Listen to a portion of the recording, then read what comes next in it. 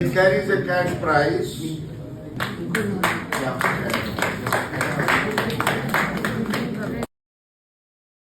Tripura, being one of the smallest states of our country, is also small in terms of population and area, but it does contribute inappropriately to the caseload of the country. While the other parts of our country has improved in terms of malaria cases, but Tripura still faces the most specific and unique challenges such as outbreaks almost every year. Tolai district of Tripura being one of the worst affected areas all over our country.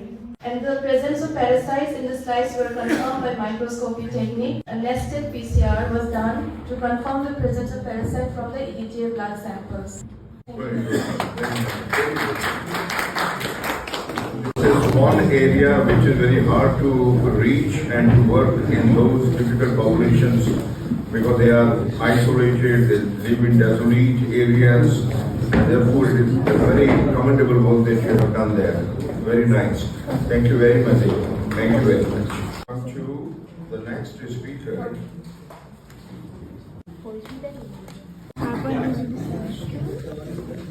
And it carries a cash prize.